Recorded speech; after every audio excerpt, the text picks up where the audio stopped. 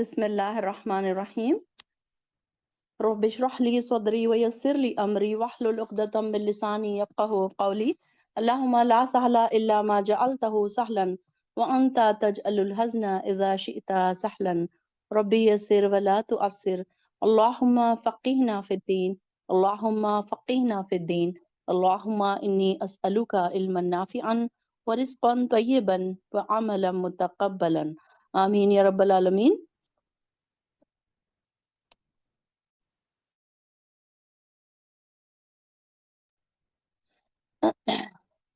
चलिए शुरू करते हैं। अल्लाहुम्मा तजअल क़ुरआन रबिया क़ुलूबिना व जलाअ हुज़्निना व ज़हब हम्मिना। आमीन या रब्बल आलमीन। चलिए शुरू करते हैं। पारा नंबर 26 हमारा खत्म होने वाला है आज। सूरह ज़ारियात। बिस्मिल्लाहिर्रहमानिर्रहीम। वज़्ज़ारियाती ज़रवा। और इन हवाओं की कसम जो गर्दो गुबार उठाए फिरती हैं। ज़ारियात किसको कहते हैं? हवाओं को, या जर्रे जो होते हैं हवाओं में जो गर्दो गुबार होते हैं उसको कहते हैं। तो इन हवाओं की कसम जो ये जो वाव है, वाव खस्मिया इसको कहा जाता है। तो जब भी इस तरीके से वाव आएगा कोई अल्फाज के पहले तो खसम के लिए इस्तेमाल होता है, इसे वाव खस्मिया कहा जाता है। तो वाव खस्मिया के साथ कोई बात अल्लाह ताला फरमाते हैं कोई चीज की ताकीद करने के लिए। फिर इनकी जो बादलों का बोझ उठाने वाली हैं और फिर इनकी जो आहिस्ता आहिस्ता चलती हैं, यानी कि कुछ हवाओं का जिक्र अल्लाह ताला फरमा रहे हैं। फिर इनकी जो अमर यानी कि बारिश को तकसीम करने वाली हैं। अब इब्तदाई 4 आयत में मुख्तलिफ किस्म की हवाओं का जिक्र है जो बारिश के निजाम पर दलालत कर रही हैं। पहले कुछ गर्दो गुबार उड़ना शुरू हो जाता है, फिर आसमान के किसी कोने से लाखों और करोड़ों टन पानी का बोझ उठाने वाली घटनाएं जाहिर होती हैं। फिर ठंडी हवाएं चलती हैं, नरम हवाएं चलती हैं जो बारिश की खुशखबरी लाती हैं और दिलों को राहत और सुरूर बख्शती है। फिर यही हवाएं बादलों को इन इलाकों की तरफ ले जाती हैं जहां अल्लाह ताला को बारिश बरसाना मकसूद होता है, मंजूर होता है। तो जिस कदर बारिश बरसाना मंजूर होता है, बाज मुफस्सिरीन ने फल जारियाती युसरा जो कहा है, इससे मुराद कश्तियां भी ली है कि चलने वाली, यानी कि बोझ उठाकर चलने वाली क्या है, कश्तियां भी होती है ना, और दूसरे बादल भी हैं जो बोझ उठाकर चल रहे हैं। तो ये दोनों भी इससे मुराद ले सकते हैं। बाज़ मुफस्सिरीन ने वो फरिश्ते मुराद लिए हैं जो रिस्क की तकसीम पर मामूर है, जिनके नजदीक जिन चीजों की कसम खाई गई है इनकी तरतीब नीचे से ऊपर है, यानी कि गर्दो गुब्बार उड़ाने वाली हवाएं तो सतह जमीन पर चलती हैं, बादल उठाने वाली हवाएं सतह जमीन से काफी बुलंदी पर होती है, और सितारे जमीन से बहुत दूर और बुलंदी पर है, और फरिश्ते इनसे भी ज्यादा बुलंदी पर है। तो इन दोनों तफसीरों में अक्सर मुफस्सिरीन ने पहली वाली तफसीर सही समझी है। तो यहाँ पर उनके बारे में बात हो रही है, और जिस बात का तुमसे वादा किया जाता है वो सच्चा है।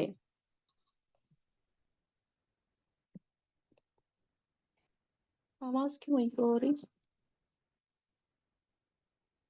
कौन से वाले में? इसमें। अब देखिए आवाज इको हो रही है क्या? अब आ रही है आपको आवाज? इको तो नहीं हो रही अब आवाज? पहले हो रही थी। चलो ठीक है, अल्हम्दुलिल्लाह। और इंसाफ का दिन जरूर वाक़े होगा। रास्तों वाले आसमान की कसम, तुम आखिरत के बारे में मुख्तलिफ किस्म की बातें करते हो, इससे वही बरगज़िश्ता होते हैं जिसके लिए होना मुक़द्दर हो चुका है। यानी कि इन्नकुम लफ़ी क़ौलिन मुख्तलिफ वस्समाई ज़ातिल हुबुक। यहाँ पर रास्तों की कसम, क्या यहाँ पर भी रास्तों वाले आसमान की कसम खाई जा रही है, और यानी कि आसमानों में भी अलग अलग रास्ते बनाए हुए हैं। ऐसा नहीं है कि सिर्फ जमीन पर ही रास्ते हैं, बल्कि आसमानों में भी। हुबक, हबक का मीनिंग क्या है? हबक यानी कपड़ा बुनना। ये इसको कपड़े बुनने से, यानी जो लाहे जो कपड़ा बुनते हैं कारीगर जो होते हैं उसको कहते हैं। तो कपड़ा बुनते वक्त एक धागा तूल की तरफ लेकर जाया जाता है और दूसरा अर्ज की तरफ, यानी कि लंबाई में और चौड़ाई में। तो यहाँ पर इसकी जमा हुबक है, यानी कि रास्ते, ऐसे लंबे लंबे रास्ते हैं। गोया इसका मतलब यह है कि इस आसमान के किस्म जिसके तूल और अर्ज, यानी कि इसका फैलाव, चौड़ाई और लंबाई जो है दोनों तरफ में बेशुमार हैं और एक दूसरे को क्रॉस करती हैं और इस तरीके से आगे बढ़ते हैं। تو یہاں پر جالدار یا جالی دار آسمان بھی اس کا ترجمہ کیا گیا ہے، یعنی آسمان کی قسم جو سیاروں اور فرشتوں کی لا تعداد گزرگاہوں اور راستوں کی وجہ سے جالی دار بن جاتا ہے.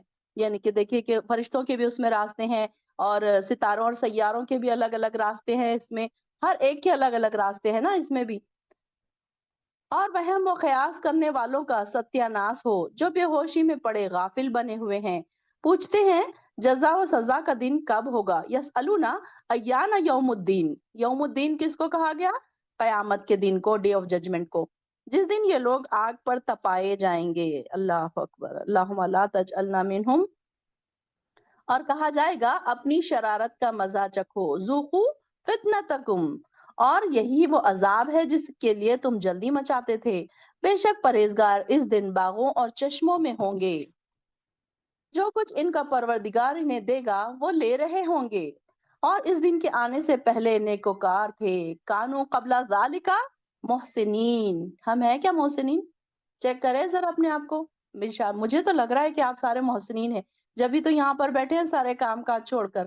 اللہ تعالیٰ ہم سب کو، اگر ہمارے اندر کوئی کمی اور کسر ہے نا اللہ تعالیٰ محسنین بننے میں، تو اللہ وہ پوری کر دے اور ہم کو پکا اور سچا محسن بنا دے. جو لوگوں کی لسٹ ہے یہاں پر جن کی بات تو کر رہا ہے، جو محسنین کے لیے تو نے انعامات رکھے ہیں، اللہ وہ محسنین میں ہمیں بھی شامل کر دے. اور پھر پہلے سے وہ تھے نا یہاں پر. اور یہ کیسے ہوتے ہیں؟ ان کے بارے میں کیا بات کہی جا رہی ہے؟ رات کو کم سویا کرتے ہیں. کانو قلیلا من اللیل ما یہجعون. کہ دیکھیں کہ سونے میں اپنی زندگی نہیں گزارتے. نیک لوگ، عقل مند لوگ کیسے ہوتے ہیں کہ وہ لوگ جتنا زیادہ ہو سکے اپنی عبادت پر کنسنٹریٹ کرتے ہیں. اب یہ دیکھیے کہ ہم کو ایک ٹائم لمبی نیندوں کا ایک شوق ہوتا ہے نا بچوں کو. آدھے دن سو رہے ہیں، رات کو سو رہے ہیں. لیکن اب دیکھیے کہ ایک ایج کے بعد، 40s کے بعد، 50s کے بعد انسان میں وہ بات نہیں رہتی. انسان سوچتا ہے کہ میں تہجد پڑھوں، لمبی نمازیں پڑھوں، جتنا ہو سکے میں قرآن پڑھوں. کیونکہ ہم نے پیچھے بھی پڑھا کہ 40s کے بعد انسان کی میچورٹی شروع ہوتی ہے، تو انسان کو ریئلائز ہو جاتا ہے. اور یہاں پر نیک لوگوں کی یہ کوالٹی بتائی جا رہی ہے. تو اب جو کوالٹیز بتائی جائے گی نا، تو اللہ تعالیٰ سے فوراً دعا مانگ لیا کر، اللہ ہمیں بھی یہ بننا ہے، اللہ ہمارے اندر بھی یہ چیز پیدا کر دے. ہم بھی ہمارے اندر یہ کم کر دیں کہ ہم کم سویا کریں اور زیادہ عبادت کیا کریں. اس وقت کو ویلیویبل بنائیں.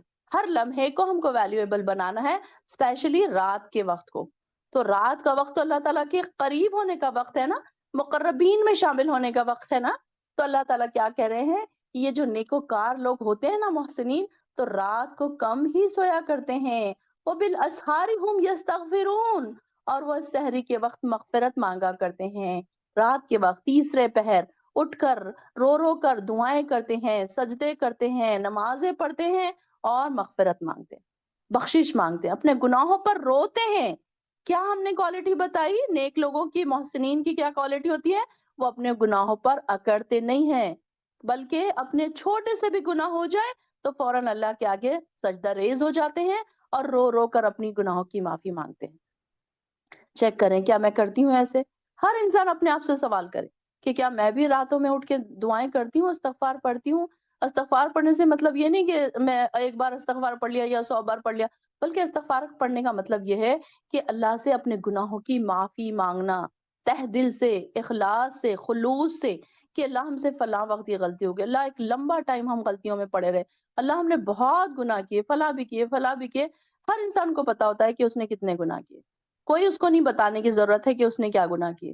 تو یہاں پر اللہ تعالیٰ یہ دیکھیں کہ انسان کو اللہ تعالیٰ کو بتانے کی ضرورت نہیں ہے. انسان کیا کرتا ہے پھر ایسے وقتوں میں؟ پھر انسان غور و فکر کرتا ہے اور اپنی گناہوں کی معافی مانگتا رہتا ہے. تو یہاں پر ان لوگوں کی بات بتائی جا رہی ہے کہ یہاں اللہ تعالیٰ دیکھیے کہ کیسے ان کو بتا رہا ہے، کیسے ایکسپلین کر دے رہا ہے ہم کو، اور ہم کو یہ بتانے کی ضرورت نہیں ہے کہ اب کیا کرنا ہے، کیسے کرنا ہے. اللہ تعالیٰ نیک لوگوں کی کوالٹی ہمارے سامنے پیش کر دے رہا ہے بس، اور اب باقی کا ہم دیکھ لیں کہ ہمیں بھی کیا کرنا ہے. اور پھر کیا ہے آگے ان کی بات کیا ہے؟ وَفِي أَمْوَالِهِمْ حَقٌّ لِلسَّائِلِ وَالْمَحْرُومِ. اور ان کے اموال میں مانگنے والوں اور نہ مانگنے والوں دونوں کا حق ہے. ایک تو مانگنے والے ہیں راستے کے جو فقیر ہے، بھیک مانگنے والے لوگ ہیں، اور نہ مانگنے والے کون سے ہیں؟ ہمارے وہ ریلیٹیوز، وہ فرینڈز جو ضرورت مند ہے لیکن وہ مانگتے نہیں ہیں، اور ان کو نیک لوگوں کو پتا ہوتا ہے کہ ایسے لوگوں کو جا کر ہمیں پہنچانا ہے، جو خوددار ہیں، جو زبان پر نہیں لاتے، جو چمٹ چمٹ کر نہیں مانگتے، ایسے لوگوں کو وہ لوگ دیتے ہیں۔ یہ ساری کوالٹیز ہم کو اپنے اندر ڈالنی ہے۔ آج پکا ارادہ کر لیں کہ ہم اس کلاس سے اٹھنے سے پہلے پہلے اللہ تعالیٰ یہ ساری کوالٹیز ہمارے اندر ڈال کے اٹھیں گے، اور کل جب ہم اٹھیں گے نیند سے تو جب ہمارے اندر یہ ساری کوالٹیز ہوگی، ایک ہم نیا انسان بن جائیں گے۔ ویسے تو میں امید کرتی ہوں کہ میں جو کوالٹیز پڑھ رہی ہوں یہاں بیٹھی ہوئی تمام بہنوں کے اندر ہوں گی، کیونکہ جب آپ لوگ قرآن اتنے شوق سے دوڑ دوڑ کے آ رہے ہیں، پڑھ رہے ہیں، سن رہے ہیں، تو ضرور کہیں نہ کہیں آپ کے اندر تقویٰ ہے، ایمان کا لیول آگے بڑھا ہوا ہے، تبھی تو آپ یہاں بیٹھے ہیں۔ ورنہ دیکھیے کہ کئی لوگ ایسے ہیں جو اس طرف آتے ہی نہیں ہیں، ہم چاہ کر بھی ان کو نہیں بلا سکتے، کسی پر زبردستی ہم نہیں کر سکتے۔ اور پھر یقین کرنے والوں کے لیے زمین میں بہت سی نشانیاں ہیں، اور خود تمہارے اپنے اندر بھی، پھر کیا تم غور نہیں کرتے؟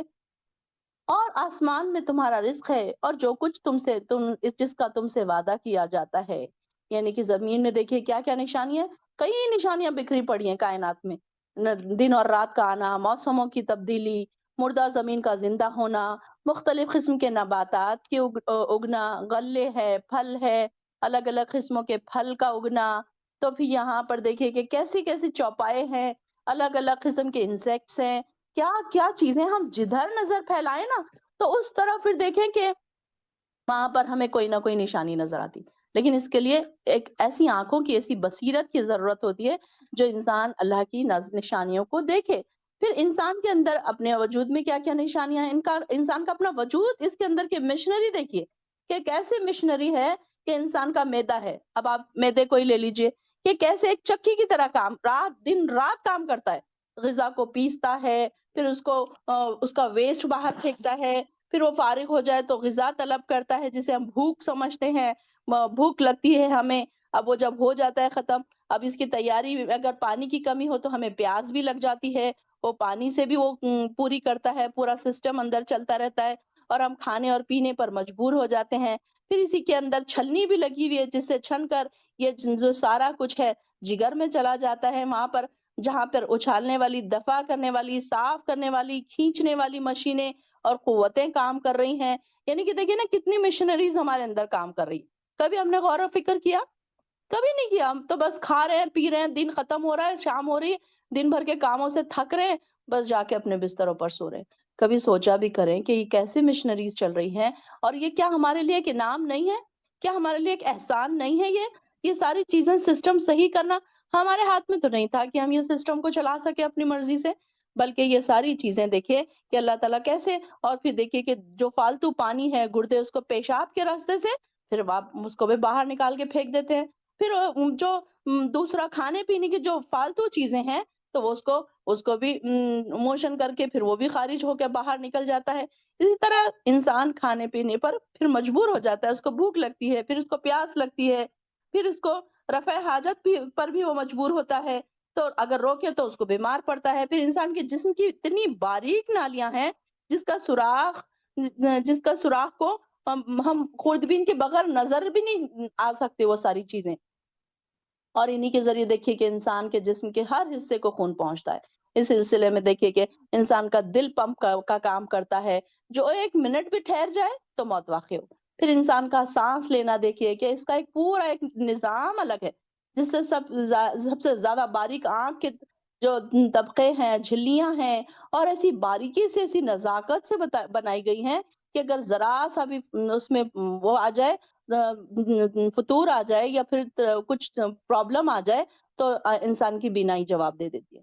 تو انسان کا جسم ابتدائی سے حکیموں اور ڈاکٹروں کی تحقیق کا مرکز بنا رہا، کہ لوگ ہمیشہ ریسرچ کرتے رہے کہ کیسے یہ سارے چیزیں کام، اب جو تو سائنس والے ہیں تو انہیں پتا ہے کہ کیسے ڈائجسٹو سسٹم ہمارا کام کر رہا ہے، کیسے اندر اور کون کون سے مشنریز ہمارے کام کر رہے ہیں۔ اب یہ دیکھیے کہ جیسے سانس لینے کی جو ہے جو ہو رہا ہے ہمارے اندر، آکسیجن جو ہم لے رہے ہیں، کیسے لے رہے ہیں، کتنا آکسیجن ہم لے رہے ہیں، تو یہ ساری چیزیں دیکھیے جس کی نشانیوں میں بھی غور کرنے سے وہ سارے نتائج آج پتا چل رہے ہیں۔ انسان نے دیکھے کہ کہاں کہاں ریسرچ کر لی ہے یہ ساری چیزوں پر، کہ ابھی تو ہم نے ایک چھوٹی چھوٹی چیزوں پر ہی نظر ڈالی کہ دل کا دھڑکنا دیکھیے، آنکھوں کا جھپکنا دیکھیے، ہاتھوں اور پیروں کی حرکت دیکھیے کہ کیسے ہم جھک سکتے ہیں، اتنی ساری ہڈیاں ہیں لیکن یہ ہڈیوں کے دیکھیے کہ موومنٹ کیسے ہیں، دانتوں کے موومنٹ کیسے ہیں، زبان کے موومنٹ کیسے ہیں، ہر چیز۔ آنکھ میں جو ہلکا سا گیلا پن ہوتا ہے، آپ یقین نہیں کریں گے کہ اس کے بغیر آنکھ بیکار ہو جاتی ہے۔ اور یہ جو منہ میں ہمارے لعاب آتا ہے، اس کی وجہ سے بھی وہ بھی ایک اپنی جگہ اہمیت رکھنے والی چیز ہے۔ اگر آپ اس بارے میں ریسرچ کریں گے تو آپ کو پتا چلے گا کہ یہ ناک میں جو بال ہے وہ بھی ہمارے لیے کتنے اہمیت والے، کہ وہ ساری جو ہوا میں جو چیزیں ہوتی ہیں، جو باریک باریک ذرات ہوتے ہیں، اس کو روک لیتے ہیں۔ پھر اسی طریقے سے ہمارے منہ میں کوئی چیز نہیں جانے دیتے۔ پھر زبان کا کام دیکھیے کہ کیسے زبان بات کرنے میں ہماری مدد کرتی ہے۔ دانتوں کا دیکھیے کہ الگ الگ دانتوں کے الگ الگ کام ہے، کوئی چبانے میں مدد کر رہے ہیں، پھر کوئی کیسے ہم نگلتے ہیں، کیسے غذا اندر جا رہی ہے، کیسے باہر نکل رہی ہے، یہ ساری چیزیں انسان سوچتا نہیں ہے۔ کبھی انسان نے غور و فکر نہیں کیا نا۔ اب ہم غور و فکر کرنے لگے ہیں۔ کل کی آیت میں ہم نے کیا پڑھا؟ افلا یتدبرون القرآن، کیا تم قرآن میں غور و فکر نہیں کرتے؟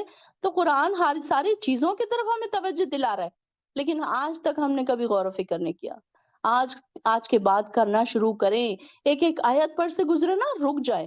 ہمیں کوئی جلدی نہیں ہے بھاگنے کی، ہمیں کوئی انعام نہیں ملنے والا ہے کہ اگر ہم نے قرآن ختم کر لیا 3 دن میں یا 10 دن میں یا 15 دن میں، بلکہ ایک ایک آیت پر سے گزر کے اللہ کی نشانیوں پر غور کریں، اللہ کی تعریف بیان کریں اور سوچیں، غور و فکر ضرور کریں، کیونکہ اللہ تعالیٰ نے ہمیں تدبر کرنا سکھایا ہے اور تدبر کرنے کا حکم دیا ہے۔ بس آسمان اور زمین کے پروردگار کی قسم،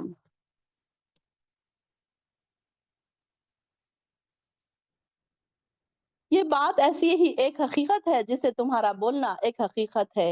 اے نبی، کیا آپ کے پاس ابراہیم کے معزز مہمانوں کی بات بھی پہنچی؟ اب یہ جو ابراہیم علیہ السلام کے پاس معزز مہمان کون آئے تھے؟ معزز مہمان یہ 3 فرشتے آئے تھے نا۔ اب مفسرین کا کہنا ہے کہ یہ فرشتے کون تھے؟ جبرائیل علیہ السلام، میکائیل علیہ السلام اور اسرافیل علیہ السلام۔ یہ 3 فرشتے انسانوں کی شکل میں آئے تھے نا۔ تو یہاں پر دیکھیے کہ ان کی بات اللہ تعالیٰ یاد دلا رہے ہیں۔ کیا آپ کو پتا ہے وہ جب آئے تھے کیا ہوا تھا؟ جب وہ ابراہیم کے پاس آئے اور کہا آپ کو سلام ہے، تو انہوں نے سلام کا جواب دیا اور خیال کیا کہ اجنبی سے لوگ ہیں۔ یہ انہوں نے دل میں ایک ان کے ڈر سا محسوس ہوا کہ یہ کون اجنبی سے لوگ ہیں۔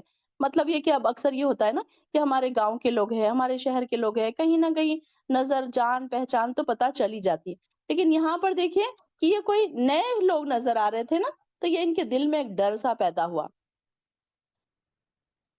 پھر وہ چپکے سے اپنے گھر والوں کے پاس گئے اور ایک موٹا تازہ بھنا ہوا بچڑا لے آئے اور اسے ان کے سامنے پیش کیا اور پوچھا تم کھاتے کیوں نہیں؟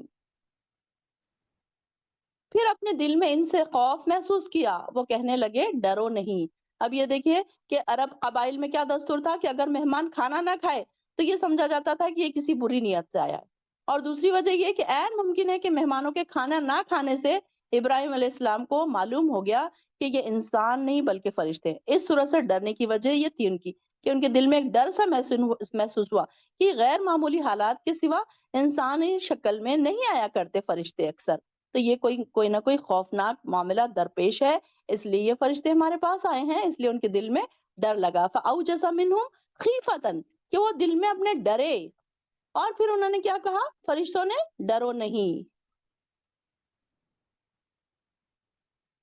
قالوا لا تخف، انہوں نے کیا کہا؟ ڈرو نہیں، بلکہ پھر انہوں نے ابراہیم کو ایک صاحب علم لڑکے کی بشارت دی، اور پھر اس کی بیوی بھی چلاتی ہوئی آگے بڑھی اور اس نے اپنا منہ پیٹا اور کہنے لگی ایک تو بڑھیا دوسرے بانجھ۔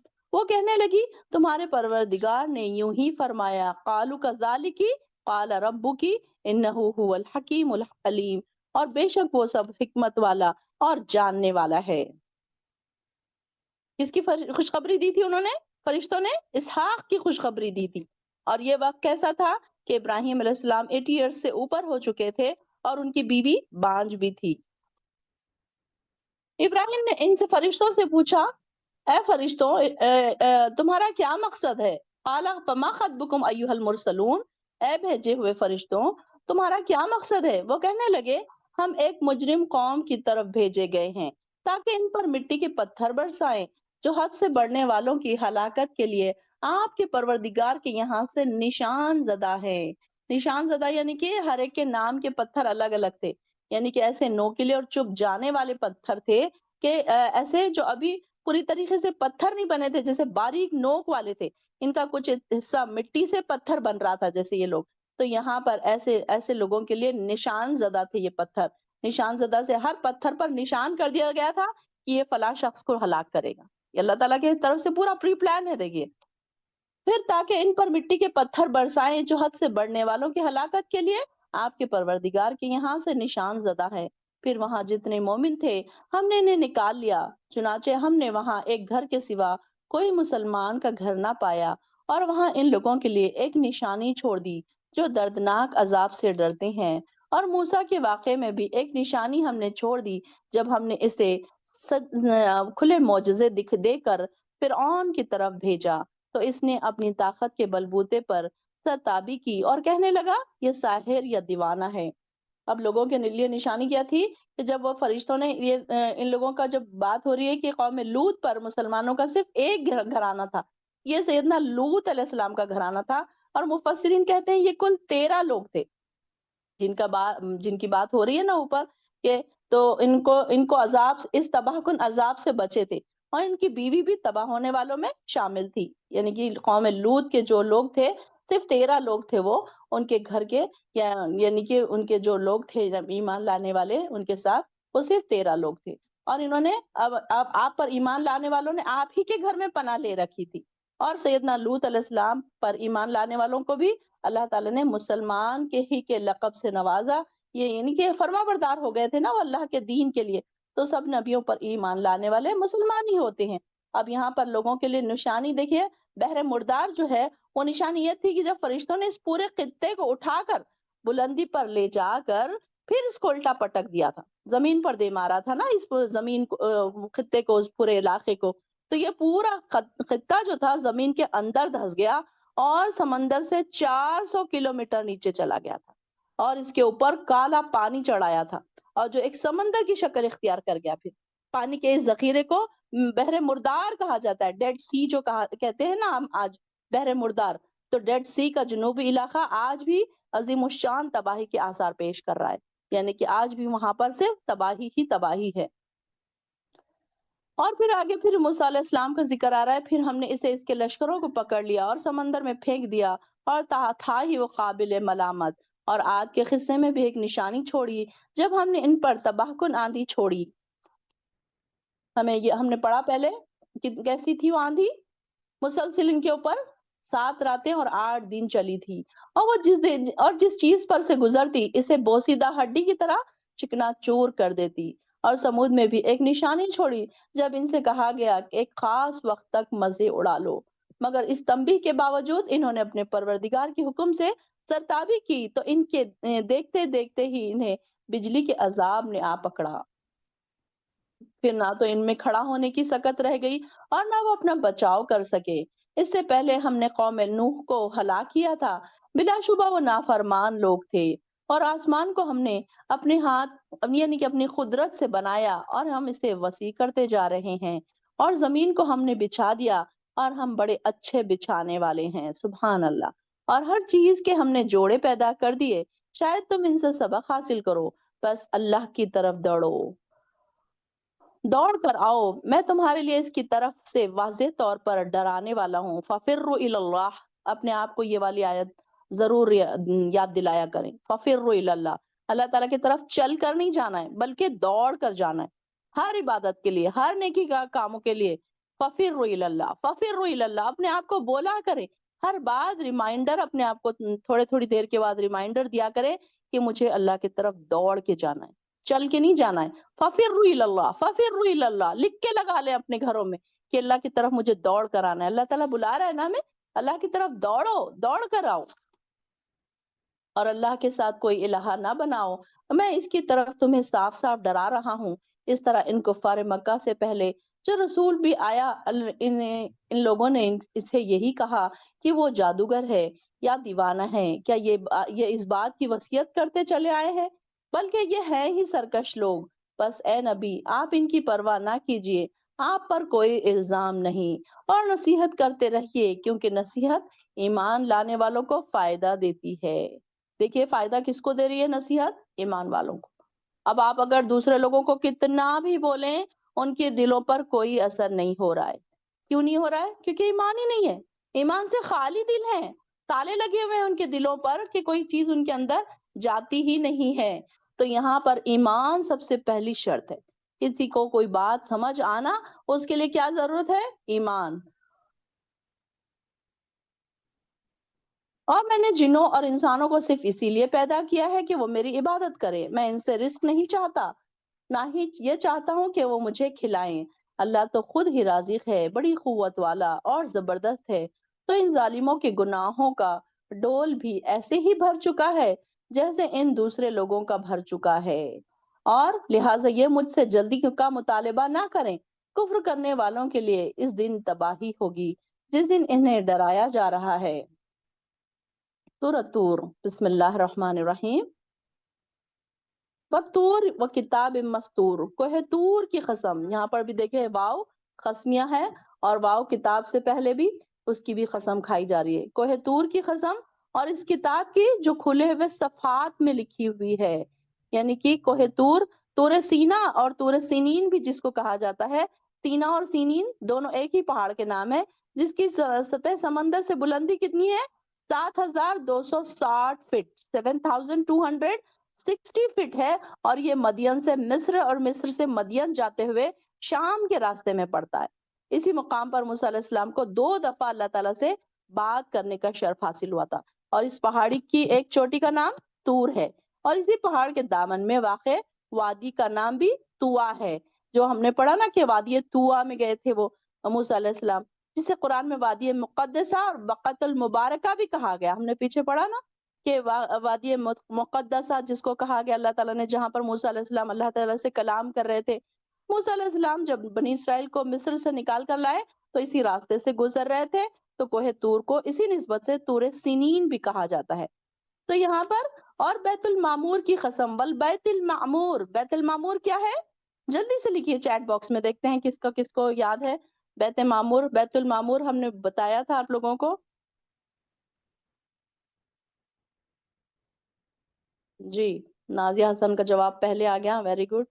آسمان میں Kaaba, very good Sumaiya, very good Imama, very good, very good, excellent. Sara Imtiaz, very good, excellent. Hiba Hussain, very good, ماشاء اللہ، ویری فاسٹ، بہت فاسٹ ہے ہماری سسٹرز، ماشاء اللہ، بہت نالجبل پرسنس یہاں پر بیٹھے ہیں، مجھے بہت خوشی ہو رہی ہے۔ I am proud of you all sisters, very good, excellent, بہت خوب، بہت خوب۔ اریبا، بہت خوب۔ Reshma Asif, very good. یہاں پر بھی تقریباً سب بہنوں نے ماشاء اللہ سے آنسرز دیے ہیں، ویری گڈ۔ میں ساروں کے نام نہیں پڑھ پا رہی ہوں ماشاء اللہ سے، لیکن ویری گڈ، آپ لوگوں کے نالج کی میں بہت قدر کرتی ہوں، سیلیوٹ کرتی ہوں آپ کے اتنے نالج کی ماشاء اللہ سے۔ فوراً سے آپ لوگوں نے ساروں نے جواب دے دیا۔ جی، بیت المعمور کیا ہے؟ فرشتوں کا گھر ہے، یعنی کہ ہر وقت آباد رہنے والا۔ اس سے مراد خانہ کعبہ ہے جو ہر وقت حج اور عمرہ اور طواف عبادت کرنے والوں سے بھرا رہتا ہے اور کبھی خالی نہیں ہوتا۔ اس سے مراد 7ویں آسمان پر فرشتوں کی وہ عبادت گاہ ہے جو خانہ کعبہ کے عین سیدھ میں اوپر واقع ہے۔ جیسے نیچے خانہ کعبہ ہے، وہاں پر وہ اوپر ہے، سیم جگہ پر۔ تو وہاں پر اس سے رسول اللہ صلی اللہ علیہ وسلم کو شب معراج میں جب آسمانوں کی سیر کرائی گئی تو آپ نے سیدنا ابراہیم علیہ السلام کو اسی گھر کی دیوار سے ٹیک لگائے ہوئے دیکھا تھا۔ تو یہاں پر اس کی بات ہو رہی ہے۔ تو یہاں اور بیت المعمور کی قسم، اور اونچی چھت کی، اور جوش مارتے ہوئے سمندر کی۔ تو ہم نے بیت المعمور کے بارے میں کیا پڑھا تھا کہ 70,000 فرشتے ایک بار طواف کرتے ہیں اور دوسری بار ان کی باری نہیں آتی قیامت تک۔ اب اس سے ہمیں فرشتوں کی تعداد کا اندازہ ہوتا ہے کہ کتنے فرشتے ہیں، کہ دیکھو ایک بار وہ 70,000 فرشتے ان کا طواف کرتے ہیں اور پھر اس کے بعد ان کی باری نہیں آتی، پھر دوسرے 70,000 آتے ہیں، پھر تیسرے 70,000 آتے ہیں۔ اسی طریقے سے کنٹینیو وہاں کا طواف چلتا رہتا ہے، جیسے دنیا میں طواف چلتا ہے ویسے وہاں پر بھی طواف چلتا ہے۔ اس کے بارے میں ہم نے اور بھی ڈیٹیل پڑھی تھی کہ وہاں کے جو کیسے وہاں پر سارے فرشتے ہوتے ہیں اور وہاں پر نور ہی نور ہوتا ہے۔ اور آپ کے پروردگار کا عذاب، اور اونچی چھت کی قسم، اور جوش مارتے ہوئے سمندر کی، یہ ساری چیزوں کی قسمیں کھائی جا رہی ہیں۔ دیکھیے، اور آپ کے پروردگار کا عذاب واقع ہو کے رہے گا، اسے کوئی روکنے والا نہیں، اور جس دن آسمان تیزی سے لرزنے لگے گا اور پہاڑ تیزی سے اڑتے پھریں گے۔ اللہ اکبر، کتنا سخت ہوگا وہ دن جو ڈے آف ججمنٹ کا یہاں پر ایک چھوٹا سا نقشہ کھینچا جا رہا ہے۔ آپ دیکھیں گے کہ یہاں سے آخری تک ہمیں قیامت کے مناظر کا بہت زیادہ ذکر آئے گا اور جنت کے مناظر کا بھی بہت زیادہ ذکر آئے گا، لیکن آخری پاروں میں ہم کو قیامت کے بہت زیادہ مناظر کا ہم ذکر انشاءاللہ پڑھیں گے۔ اس دن جھٹلانے والوں کے لیے تباہی ہے اور جو بحثوں میں پڑے کھیل رہے ہیں، جس دن انہیں دھکے مار کر الذین فی قوس یلعبون، پیچھے بھی ہم نے پڑھا نا کہ وہ انجوائے کر رہے ہیں، کھیل کود میں پڑے رہنے سے کیا مراد ہے؟ اپنے انجوائمنٹ میں بزی ہیں۔ جس دن انہیں دھکے مار مار کر آتش دوزخ کی آگ کی طرف چلایا جائے گا۔ اللہ اکبر، اللہم لا تجعلنا منہم۔ اور کہا جائے گا یہ ہے وہ جہنم جسے تم جھٹلایا کرتے تھے، اب بتاؤ کیا یہ جادو ہے یا تمہیں کچھ نظر ہی نہیں آتا، اس میں داخل ہو جاؤ۔ اللہ اکبر، اب تم صبر کرو یا نہ کرو، فَاصْبِرُوا أَوْ لَا تَصْبِرُوا۔ اب دیکھیے کہ دوزخ میں جانے کے بعد انسان یہ نہیں بول سکتا کہ نہیں نہیں اب تو میں برداشت نہیں کر سکتی۔ اب دنیا میں دیکھیے کہ ہم تھوڑی سی گرمی ہو جائے تو ہم تھوڑی سی لائٹ چلی جائے تو ہم کیا کہتے ہیں؟ نہیں نہیں اب تو نہیں برداشت ہو رہا، اب تو اتنی دیر ہو گئی، اب تو لائٹ آ جانی چاہیے۔ لیکن وہاں پر دیکھیے کہ آگ ہے، چاروں طرف آگ ہے، آگ کا کھانا ہے، آگ کا پینا ہے، لیکن وہ دیکھیے کہ اس کے باوجود تم صبر کرو نہ کرو، اللہ تعالیٰ کو کوئی فرق نہیں پڑنے والا، اور نہ ہی وہاں کے فرشتوں کو کوئی فرق پڑے گا۔ اللہ تعالیٰ کیا فرما رہے ہیں؟ اب تم صبر کرو یا نہ کرو، تمہارے لیے یکساں ہے، تمہیں تو ویسے ہی بدلہ دیا جائے گا جیسے تم کام کرتے رہے۔ اللہ اکبر، اللہ تو ہم سے ایسے کام کروا جس سے تو راضی ہو جا۔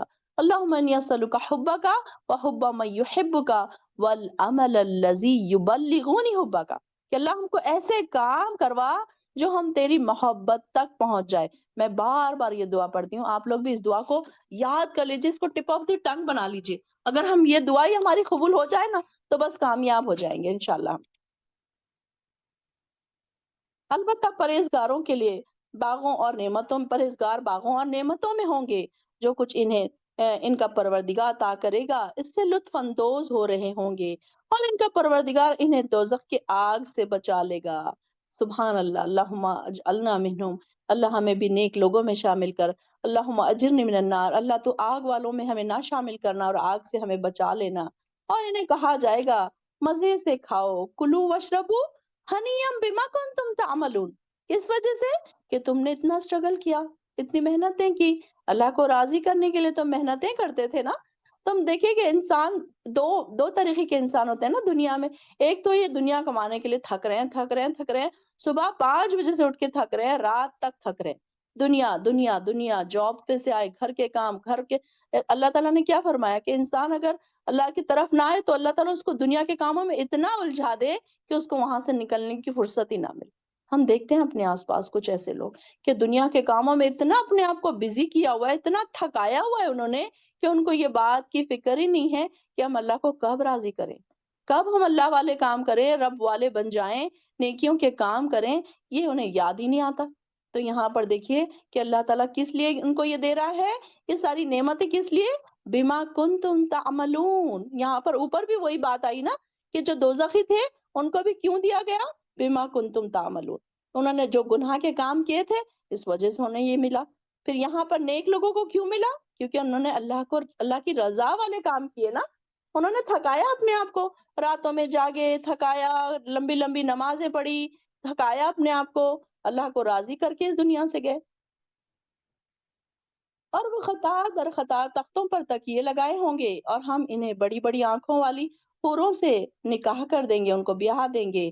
اور جو لوگ ایمان لائے اور ان کی اولاد نے ایمان لانے میں ان کی پیروی کی تو ہم ان کی اولاد کو بھی ان کے ساتھ ملا دیں گے۔ سبحان اللہ، کتنی پیاری آیت ہے۔ والذین آمنوا واتبعتہم ذریتہم، کہ دیکھیے کہ اگر ہم نیکی کے کام کرنے والے ہوں گے تو بعید نہیں کہ ہماری اولاد بھی نیکی کے کام کرنے والی ہو۔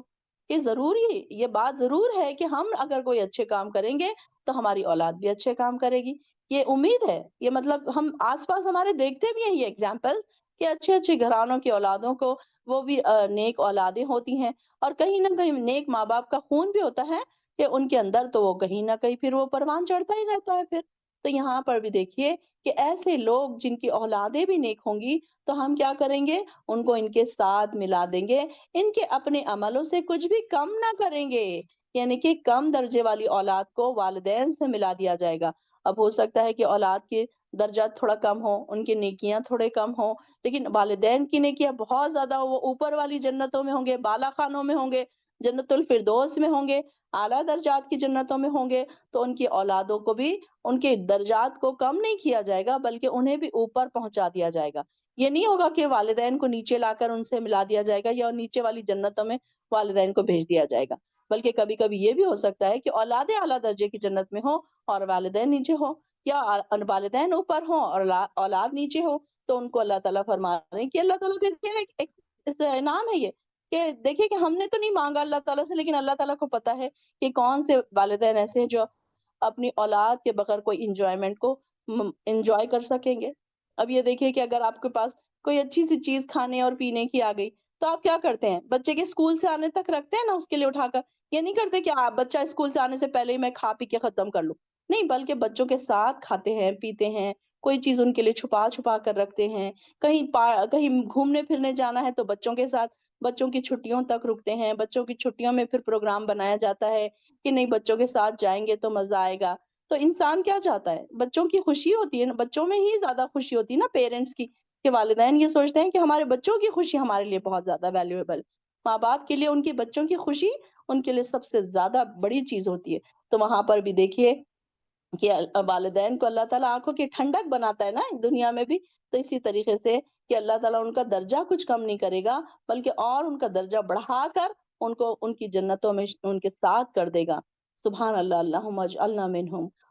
اور ہم انہیں پھل اور گوشت بھی جو چاہیں گے وہ دیتے چلے جائیں گے، وہاں وہ لپک لپک کر ایک دوسرے سے جام شراب لیں گے جس میں نہ کوئی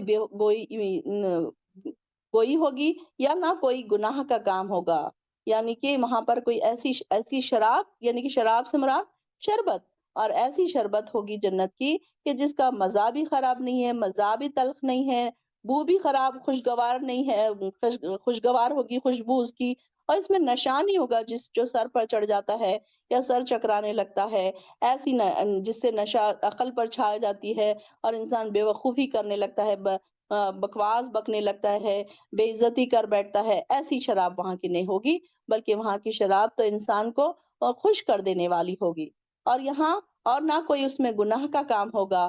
وہاں ان کی خدمت پر معمور لڑکے چکر لگاتے رہیں گے اور خود ایسے خوبصورت ہوں گے جیسے چھپا کر رکھے ہوئے موتی۔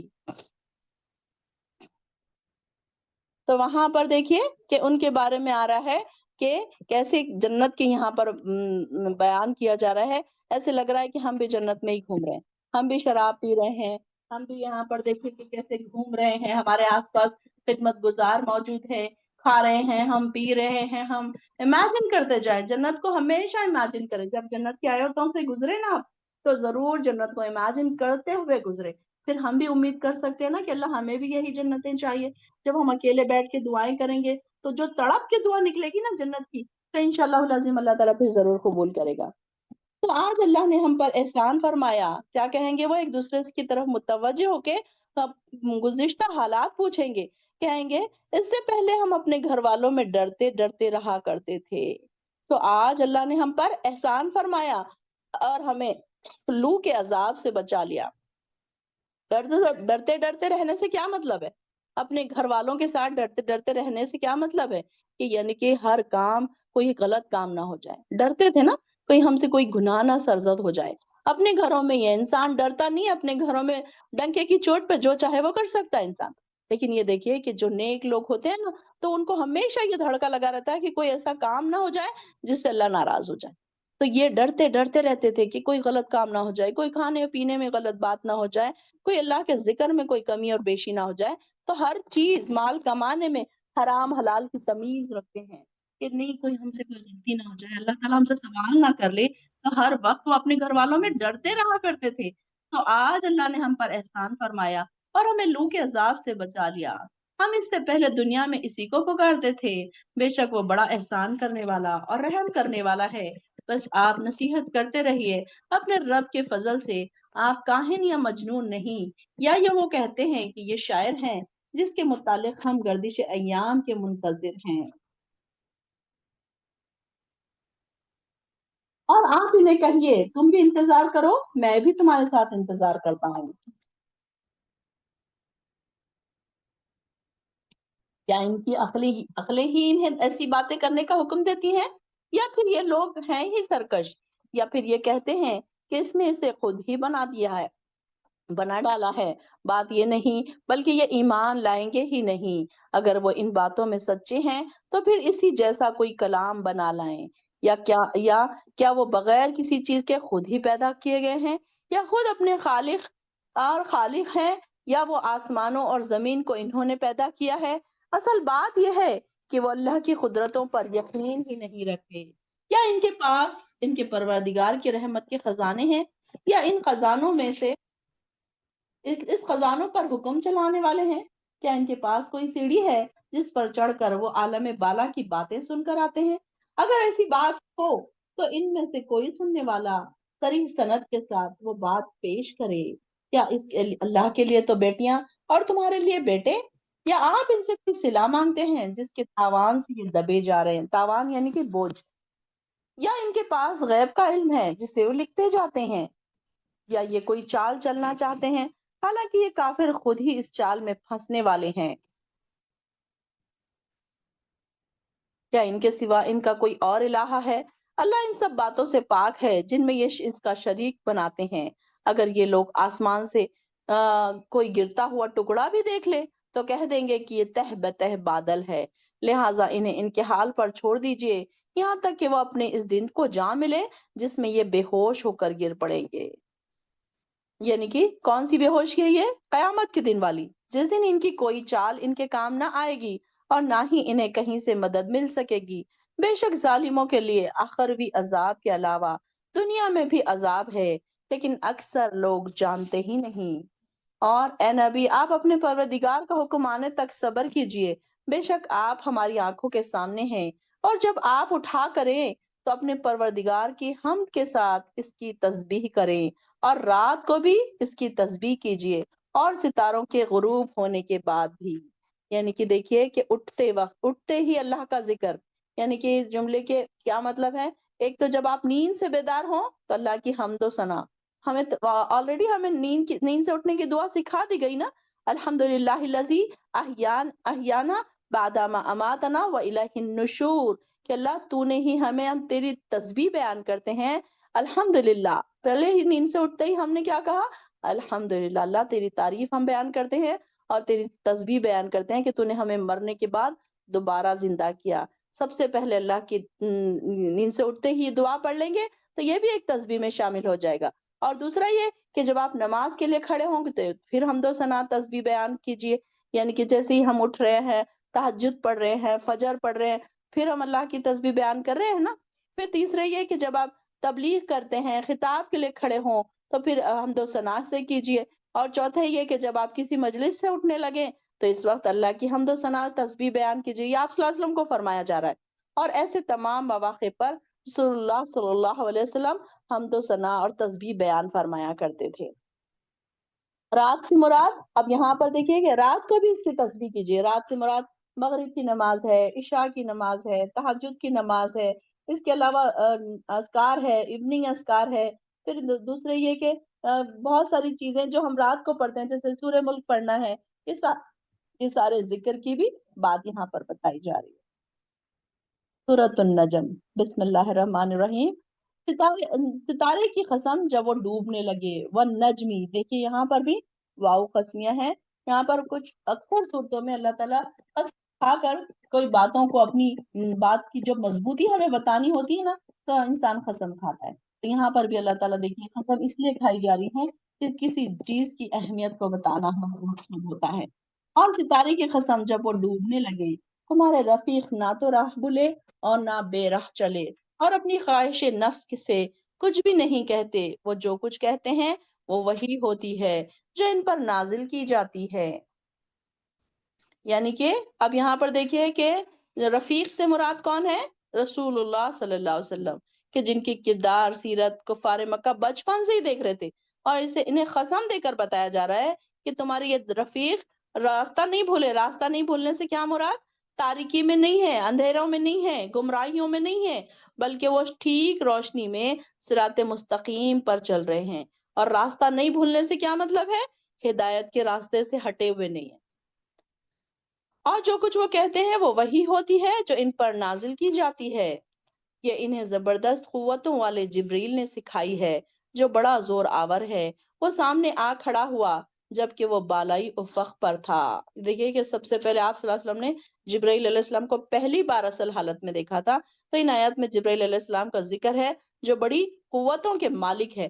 تو یہاں پر دیکھیے جب پھر وہ نزدیک ہوا، پھر وہ آگے بڑھا، پھر وہ دو کمانوں سے اس سے کم فاصلہ رہ گیا، پھر اللہ نے اپنے بندے کی طرف وہی کی جو کرنا تھی۔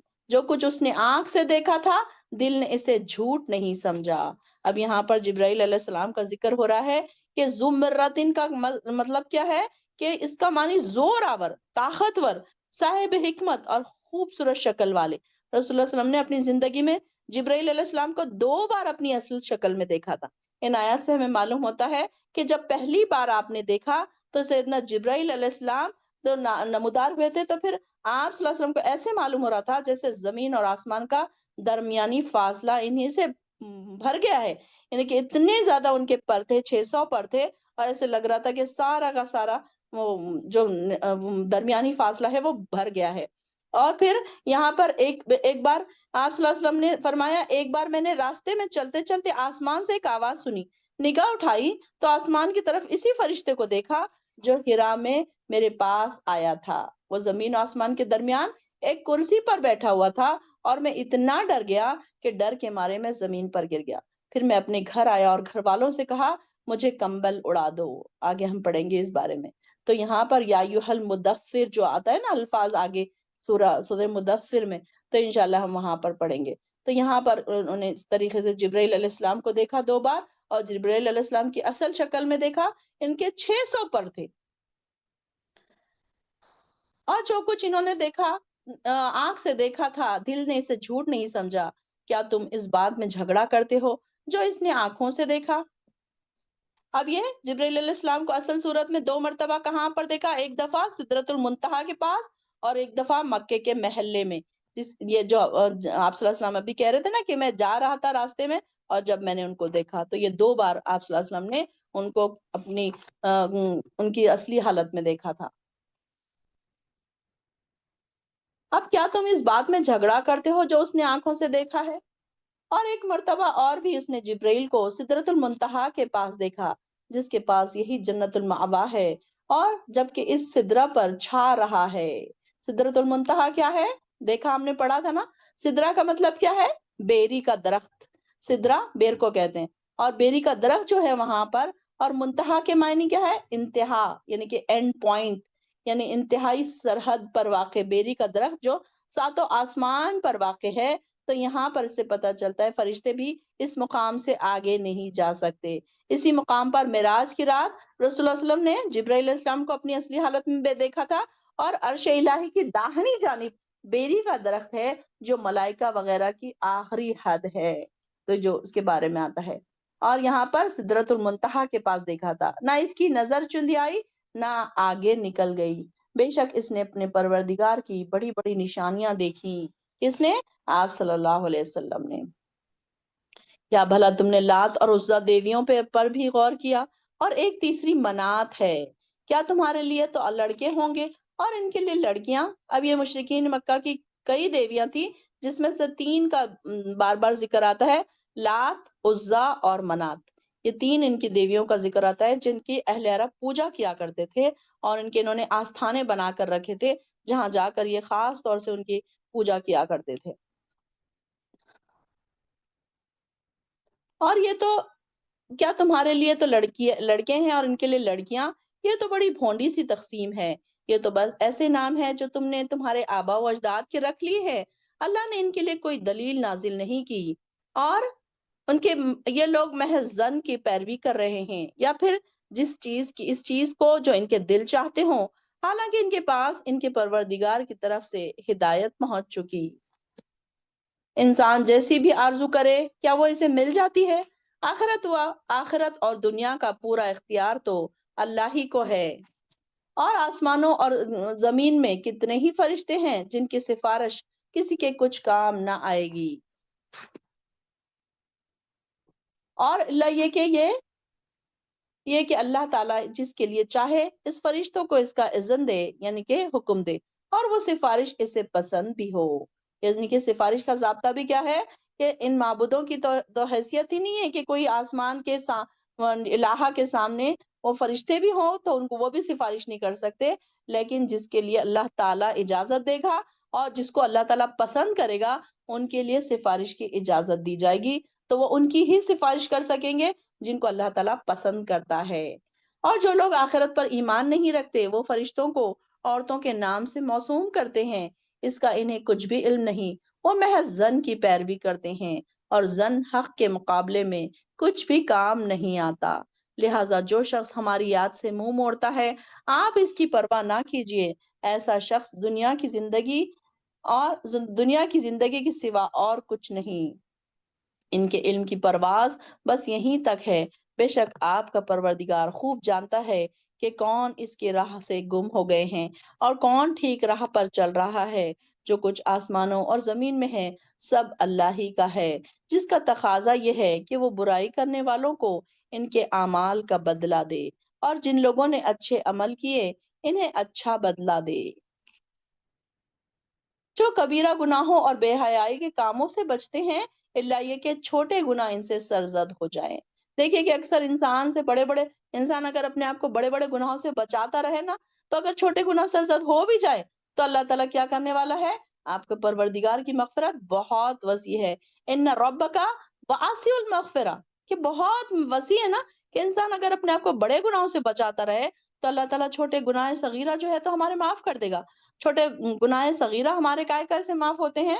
ایک تو یہ کہ انسان وضو کرتا ہے تو اس کے گناہ صغیرہ معاف ہو جاتے ہیں، جب وہ نماز پڑھتا ہے تو گناہ صغیرہ معاف ہو جاتے ہیں، یعنی کہ بہت ساری چیزیں ایسی ہیں کہ گناہ صغیرہ کو معاف کر دیتی ہیں، لیکن گناہ کبیرہ کے لیے اللہ تعالیٰ سے معافی مانگنا ضروری ہے اور اس سے بچنا بھی بہت ضروری ہے۔ اور اس حالت کو بھی، اور جب اس نے تمہیں زمین میں پیدا کیا، اور تم اس حالت کو خوب جانتے ہو جب اس نے تمہیں زمین سے پیدا کیا، اور اس حالت کو بھی جب تم اپنی ماؤں کے پیٹوں میں تھے، تو تم اپنے پاک ہونے کا دعویٰ نہ کرو، وہی بہتر جانتا ہے کون پرہیزگار ہے۔ فلا تزکو انفسکم، اس کا کیا مطلب ہے؟ کہ انسان اپنے آپ کے لیے بڑی باتیں کرتا رہے کہ نہیں میں تو بہت نیک ہوں، میں تو بڑی عبادتیں کرتی ہوں، میں تو کسی کے اس میں نہیں پڑتی، میں تو ہر وقت دین میں لگی رہتی ہوں۔ یہ ضرورت نہیں ہے نا بولنے کی ہمارا جو ہے اللہ تعالیٰ کے پاس اعمال نامہ پتہ چل رہا ہے، اللہ تعالیٰ کو دن اور رات فرشتے لے کر جا رہے ہیں، تو اللہ تعالیٰ فرما رہے ہیں کہ تم اپنے نفسوں کی پاکیزگی بیان مت کرو، بلکہ اللہ تعالیٰ کو پتہ ہے، وہ بہتر جانتا ہے کون پرہیزگار ہے۔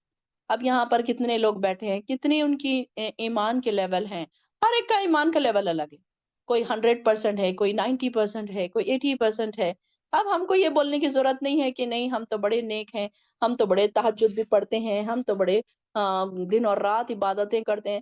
اکثر لوگوں کو عادت ہوتی ہے نا، اپنے منہ میں یا مٹھو بنتے ہیں کہ بڑی تعریفیں اپنی ہی خود کرتے ہیں، نہیں میں تو ایسی ہوں، میں تو کسی کو کچھ بولتی نہیں ہوں، بلکہ ہونا یہ چاہیے کہ آپ کے گھر والوں نے آپ کے پیچھے تعریف کرنا چاہیے۔ اور تعریف بھی کیسے لوگوں نے کرنی چاہیے؟ اگر آپ ہیں تو آپ کے سسرال والوں نے آپ کی تعریف کرنا، آپ کی ساس نے آپ کی تعریف کرنا، آپ کی بہو نے آپ کی تعریف کرنا، بہو نے ساس کی کرنا، ساس نے بہو کی کرنا۔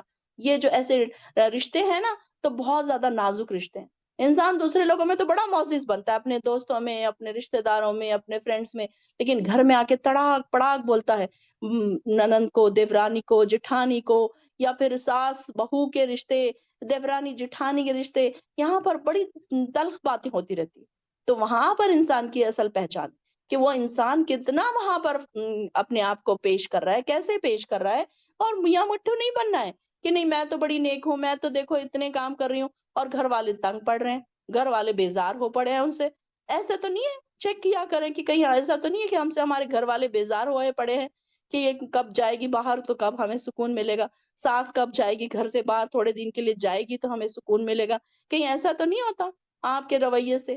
اپنے اپنے رویوں کو چیک کیا کریں۔ تو یہاں پر یہی کہا جا رہا ہے فَلَا تَزَكُّوا أَنفُسَكُمْ، اپنے نفسوں کو اپنے آپ کو پاک مت بتاؤ کہ تم کیسے ہو، اللہ تعالیٰ بہتر جانتا ہے۔ ہمیں یہ بتانے کی ضرورت نہیں کہ ہم کتنے نیک ہیں، اللہ تعالیٰ کو پتہ ہے لیول۔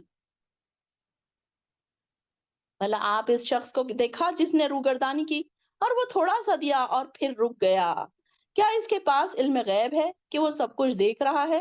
اب یہ جو 2 آیات ہے نا، تو یہ ولید بن مغیرہ کے متعلق نازل ہوئی۔ ابو جہل سے پہلے ولید بن مغیرہ ہی سردار قریش کا رئیس تھا نا، تو اس کے سمجھدار ہونے میں کچھ شک نہیں تھا، یہ بڑا سمجھدار تھا اور رسول اللہ صلی اللہ علیہ وسلم کی دعوت سے کافی حد تک متاثر بھی ہو چکا تھا اور قریب تھا کہ ایمان لے آتا۔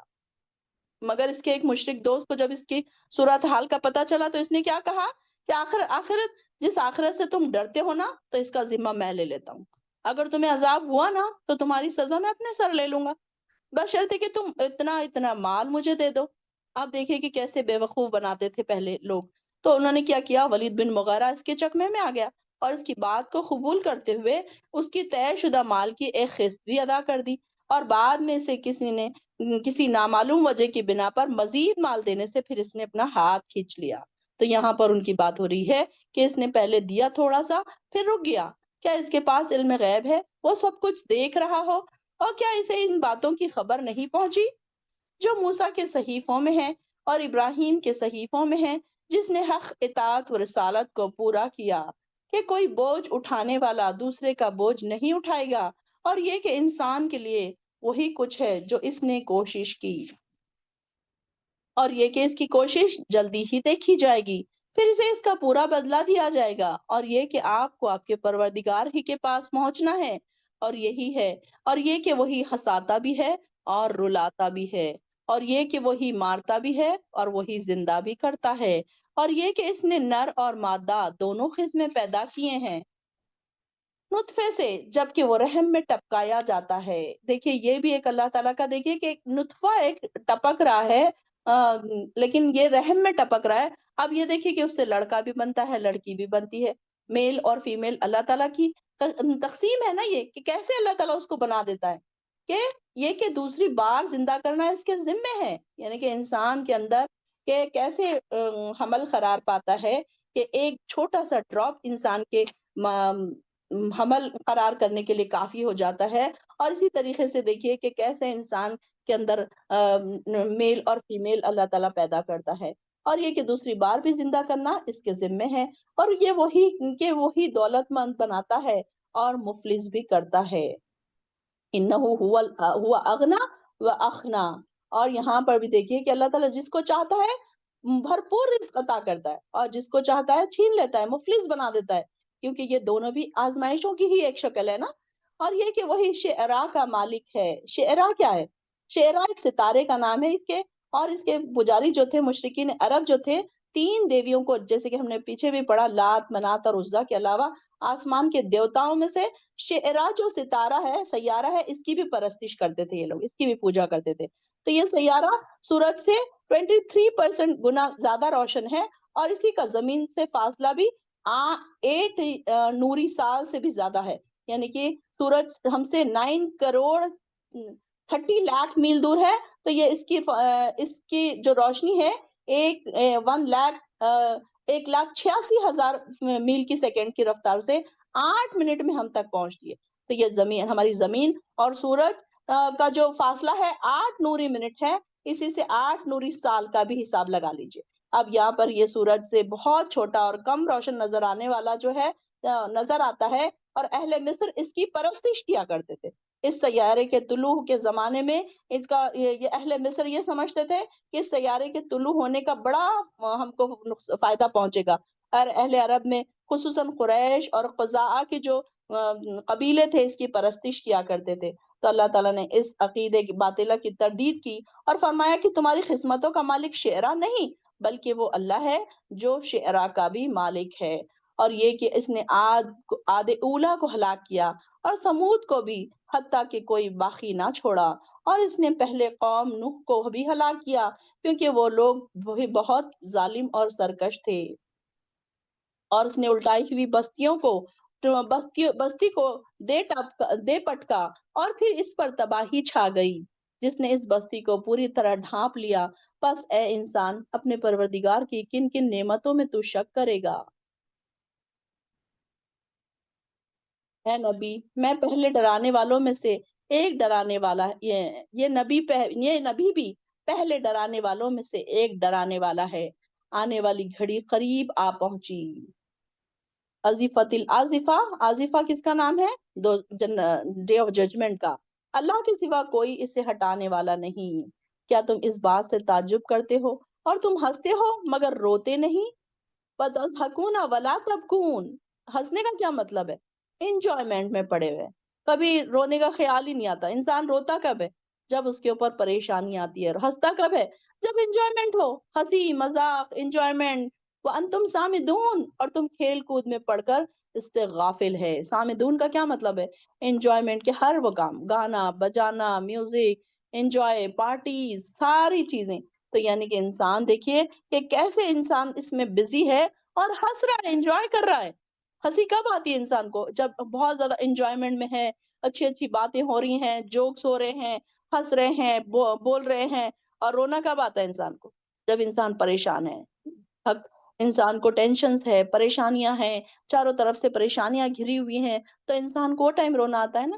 تو یہاں پر رونا کس لیے ہے؟ ہمیں آخرت کی فکر کر کے کہ اللہ تعالی ہم سے راضی ہوگا یا نہیں، ہمارے نیکیاں ہمارے لیے سفیشینٹ ہوں گے یا نہیں، یہ سوچ کر ہمیں رونا ہے۔ جب انسان کو زیادہ ہنسی آئے تو انسان کو یہ سوچنا چاہیے کہ میں انجوائمنٹ میں کہیں بزی تو نہیں ہو گیا۔ انجوائمنٹ میں انسان بزی ہو جائے گا تو اسے پھر رونا نہیں آئے گا۔ آپ دیکھیے کہ انسان جب ایمان کا لیول بڑھتا ہے، تقوی کا لیول بڑھتا ہے، تو ہم جب بھی سجدہ کرتے ہیں، جب بھی ہم دعائیں کرتے ہیں، ہماری آنکھوں سے آنسو جاری ہوتے ہیں۔ ایون آپ سورہ فاتحہ بھی پڑھتے ہیں تو آپ کی آنکھوں سے آنسو جاری ہوتے ہیں، کیونکہ اس میں ہم جب کہتے ہیں نا ایاک نعبد و ایاک نستعین، کہ ہم جب اللہ سے مدد مانگ رہے ہوتے ہیں، جب تکلیف ہوتی ہے، پریشانیاں آتی ہے، تو وہاں پر بھی آپ کی آنکھوں میں آنسو آتے ہیں۔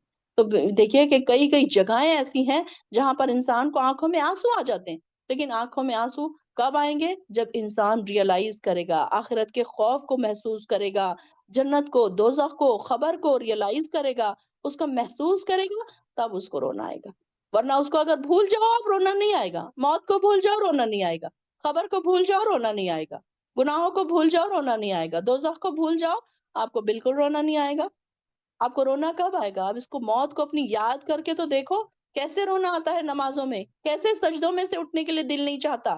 دل چاہتا ہے کہ سجدوں سے نہ اٹھے، روتے رہیں، اپنی مغفرت جب تک نہ کروا لے، اللہ تعالیٰ سے معافی نہ مانگ لے، ہم اپنے سجدوں سے نہ اٹھے۔ یہ ہوتا ہے نا؟ ریئلائز کریں، اپنے آپ کو محسوس کریں کہ کیا ایسے ہوتا ہے۔ بس اللہ کے آگے سجدہ کرو اور اسی کی بندگی بجا لاؤ۔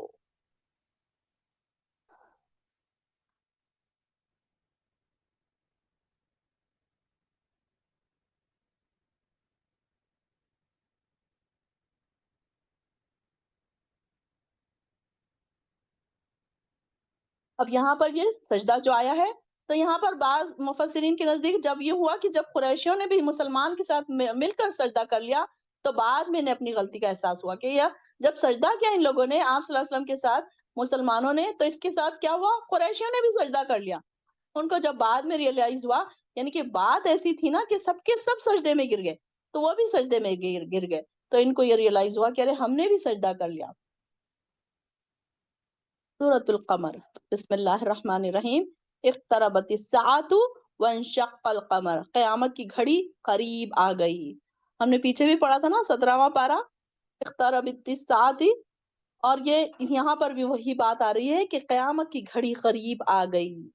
اقترب للناس حسابہم پڑھا تھا نا ہم نے پیچھے، اور یہاں پر وہی بات، ڈرانے والی بات، الرٹ کرنے والی بات، مومنوں کو الرٹ کرنے والی بات کہ چاند پھٹ گیا، اور یہ کافر خواہ کوئی معجزہ دیکھ لے تو اس سے منہ موڑ لیتے ہیں اور کہہ دیتے ہیں یہ تو جادو ہے جو ہمیشہ سے چلا آ رہا ہے۔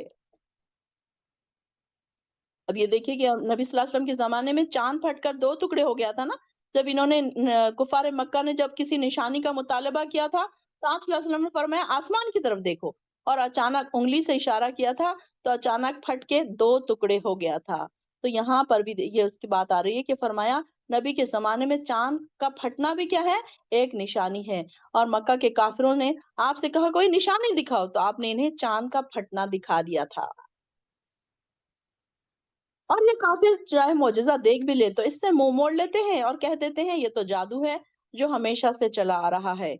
इन्होंने इसे झुठलाया और अपनी ख्वाहिशात ही की पैरवी की। जब हर काम का एक वक़्त मुक़र्रर है, इन लोगों को पहली कौमों की खबर मिल चुकी है, जिनमें इन काफ़ी तंबीह है, इनमें दानाई की बातें हैं, जो इत्माम हिज्जत को काफ़ी है। लेकिन ये तंबीहात इनके किसी काम ना आएँगी। तंबीहात मतलब डरावे। लिहाजा आप इनकी पैरवी ना कीजिए, आप इनकी परवाह ना कीजिए। जिस दिन पुकारने वाला एक नागवार चीज़ की तरफ पुकारेगा। नागवार चीज़ क्या है? डे ऑफ जजमेंट की तरफ बुलाने वाली बात। और तो ये लोग सहमी-सहमी निगाहों से अपनी कब्रों से यूँ निकल आएँगे जैसे बिखरी हुई टिड्डियाँ, और वो पुकारने वाले की तरफ दौड़ रहे होंगे। और इस दिन काफ़िर कहेंगे, ये दिन तो बड़ा कठिन है। इनके लिए कठिन होगा ना दिन काफ़िरों के लिए, लेकिन मुसलमानों के लिए बड़ा ही आसान। इनसे पहले कौम नूह झुठला चुकी, इन्होंने हमारे बंदे को झुठला दिया और कहने लगे ये दीवाना है, इसे झिड़क दिया गया। चुनांचे इन्होंने अपने परवरदिगार से दुआ की, मैं मगलूब हो चुका, अन्नी मगलूबुन फंतसिर। ए अल्लाह मैं मगलूब हूँ, मैं हार गया हूँ, फंतसिर तू मेरी मदद कर। हर लम्हे, हर वक्त हमको ये दुआ करनी चाहिए। बच्चों से परेशान हो, घर के हालात से परेशान हो, कोई मुआशी परेशानी हो, कोई घरेलू परेशानी हो, कोई बीमारियाँ हो, और कभी-कभी इंसान के ऊपर इतनी लंबी बीमारियों का अरसा चलता है कि इंसान थक जाता है। तो आप दुआ किया करें, अन्नी मगलूबुन फंतसिर, रब्बी अन्नी मगलूबुन फंतसिर। इसके पहले रब्बी लगा लीजिए और अभी रब्बी अन्नी मगलूबुन फंतसिर याद कर लीजिए। 3 लेटर ही तो है, इतने मुश्किल नहीं है, लेकिन ये हमारी टिप ऑफ द टंग होना चाहिए। इससे फ़ायदा क्या होगा? अल्लाह ताला हमारी मदद करेगा हर चीज़ में, हर परेशानी में, हर मुश्किल में। कभी-कभी इंसान बच्चों की वज़ह से परेशान होता है, खून के आँसू रो रहा होता है। कभी इंसान शौहर की वज़ह से परेशान होता है, खून के आँसू रो रहा होता है। कई औरतें ऐसी हैं जो शौहरों की तरफ से परेशान हैं। तो ये दुआ ज़रूर करें, रब्बी अन्नी मगलूबुन फंतसिर, कि अल्लाह मैं अब थक गई हूँ, अल्लाह मैं हार गई हूँ अल्लाह ताला में। अल्लाह तू मेरी मदद फरमा। अल्लाह ताला की मदद आ जाएगी तो फिर देखिए कि क्या आपके सारे काम आसान नहीं हो जाएँगे। तब हमने मूसलाधार बारिश से आसमान के दरवाजे खोल दिए और जमीन को फाड़कर हमने कई चश्मे बहा दिए। और नीचे और ऊपर का पानी एक एक ऐसे काम के लिए मिल गया जो मकदूर हो चुका था। यानी कि तूफान नूह में क्या हुआ था? ऊपर आसमान से मूसलाधार बारिश भी आ रही थी और जमीन ने भी अपने दहाने खोल दिए थे, यानी कि जमीन से भी पानी उबल रहा था। नीचे जमीन से पहले तनूर दिखा, तनूर से पानी निकलना शुरू हुआ, फिर बेशुमार चश्मे फूट गए। तो ऐसा मालूम होता था सारी जमीन चश्मे ही चश्मे बन गई है और हर तरफ पानी ही पानी था। और जमीन को फाड़ कर हमने कई चश्मे बहा दिए नीचे और ऊपर, और का पानी एक ही काम के लिए था। और नूह को हमने एक तख्तों और कीलों वाली कश्ती पर सवार कर दिया जो हमारी आंखों के सामने चल रही थी। और ये बदला है इस शख्स के लिए की खातिर दिया गया जिसका इनकार किया गया था, और इस कश्ती को हमने एक निशानी बनाकर छोड़ दिया। फिर क्या है कोई नसीहत कबूल करने वाला? फिर देख लो मेरा अजाब कैसा था और मेरी तंबीहात कैसी थी। फिर आगे की आयत देखिए कि कैसे इंसान को जगाने वाली है। हमने इस कुरान को नसीहत हासिल करने के लिए आसान बना दिया। वलक़द यस्सरनल कुरआना लिज़्ज़िक्रि फ़हल मिन मुद्दक्किर। तो है कोई नसीहत कबूल करने वाला? अपने आप से सवाल कीजिए, फ़हल मिन मुद्दक्किर, है नसीहत कबूल करने वाले हम? क्या हम नसीहत कबूल कर रहे हैं इसकी आयतों से?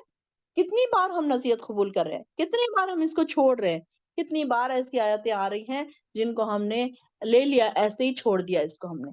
कि देखिए हर बार अपने आप को इन आयतों को रियलाइज करवाइए, रिमाइंडर्स बनाइए इन आयतों को जिनसे अल्लाह ताला हमें जगा रहा है।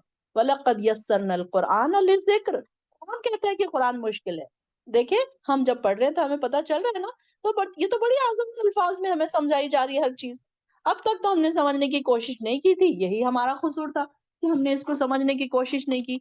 अगर आप इसका लफ्ज़ी तर्जुमा याद करना शुरू कर देंगे ना, जो लोग अब तक ये सोच रहे हैं कि नहीं, नहीं बड़ा मुश्किल है, कैसे करेंगे? इतना बड़ा 600 पेजेज़ का لفظی ترجمہ ہم کیسے یاد کریں گے؟ بلکہ آپ دیکھیں گے کہ جب تک آپ 5 پارے یاد کریں گے نا، آپ کو بعد میں سارے الفاظ ریپیٹ ہوں گے، اور اتنی آسانی سے آپ یاد کر لیں گے کہ آپ سوچ ہی نہیں سکتے کہ اس کو اتنی آسانی سے آپ نہیں یاد کر لیں، کیونکہ آسان ہے نا، اللہ تعالیٰ نے آسان بنایا ہے قرآن کو، لیکن کس کے لیے؟ نصیحت حاصل کرنے والوں کے لیے۔ پھر کیا ہے کوئی نصیحت قبول کرنے والا؟ فَهَلْ مِن مُدَّكِّرٍ، اللہ تعالیٰ اپنے آپ سے بھی سوال کیجیے، کیا میں نصیحت قبول کرنے والی بن گئی یا ابھی بننا باقی ہے؟ یا کتنے % بنی ابھی؟ اپنے اندر کے مارکس اپنے خود دیجئے، اپنے پیپروں کے مارکس خود دیجئے، اپنے ایمان کے لیول کو خود چیک کیجئے، اپنے تقوی کے لیول کو خود مارک دیجئے کہ ابھی مجھے کتنا باقی ہے، کتنا ٹائم باقی ہے مجھے اور 100% ہونے کے لیے۔ قوم عاد نے بھی جھٹلایا، پھر دیکھ لو میرا عذاب اور میرا ڈرانا کیسا تھا۔ ہم نے ایک منحوس دن میں ان پر سناٹے کی آندھی چھوڑ دی جو مسلسل چلتی رہی، وہ لوگوں کو یوں اکھاڑ اکھاڑ پھینک رہی تھی جیسے جڑ سے اکھڑے ہوئے کھجوروں کے درخت کے تنے ہوں۔ پھر دیکھ لو میرا عذاب اور میرا ڈرانا کیسا رہا۔ ہم نے اس قرآن کو نصیحت حاصل کرنے کے لیے آسان بنا دیا۔ پھر دیکھیے تکرار کے ساتھ یہ بات آ رہی، پھر دیکھیے وَلَقَدْ يَسَّرْنَا الْقُرْآنَ لِلذِّكْرِ فَهَلْ مِن مُدَّكِّرٍ، ہے کوئی نصیحت حاصل کرنے والا؟ کہ دیکھیے آسان ہے نا، کتنے ایگزامپلس اللہ تعالیٰ نے بتا دیے، کتنی مثالیں، کتنی جنت اور دوزخ کے تذکرے کر دیے، پروفیٹس کے سٹوریز بتا دیے، ان کے اوپر آئی آزمائشوں کے ذکر کر دیے۔ دیکھتے ہیں ہم ابراہیم علیہ السلام کے اوپر کیسی کیسی آزمائشیں آئیں، مکہ کے لوگوں کے اوپر کیسی کیسی تکلیفیں آئی، ہمارے اوپر تو وہ سب نہیں آئی۔ پھر اس کے بعد بھی کیا ہم قرآن سے نصیحت نہیں حاصل کرتے؟ یہ ساری چیزیں اللہ تعالیٰ، دیکھیں کہ یہ انعام ہے، قرآن ہمارے لیے ایک نصیحت ہے، اگر ہم اس سے نصیحت نہیں حاصل کر رہے تو اس میں قصور کس کا ہے؟ ہمارا ہی قصور ہے۔ اللہ تعالیٰ تکرار کے ساتھ یہ بات بار بار کہہ رہا ہے، وَلَقَدْ يَسَّرْنَا الْقُرْآنَ لِلذِّكْرِ فَهَلْ مِن مُدَّكِّرٍ، کہ دیکھ لو اس قرآن کو نصیحت حاصل کرنے کے لیے بنایا ہے۔ دیکھیے کتنے لوگ ہیں یہاں پر بیٹھے کہ ان کو نصیحتیں حاصل ہو گئی، ان کی زندگیاں چینج ہو گئی، ان کے اندر صبر آ گیا، ان کی عبادتیں چینج ہو گئی، ان کے اندر انکساری اور خشوع اور خضوع آ گیا، جھکنے لگ گئے وہ لوگوں کے سامنے کہ کیا نصیحت ہی تو ہے، یہ نصیحت تو حاصل کر رہے ہیں ہم۔ پہلے ہم دیکھیے کہ کیسے ہم گناہوں میں پڑے رہتے تھے، کبھی ہم اپنے گناہوں کو ریئلائز بھی نہیں کرتے تھے۔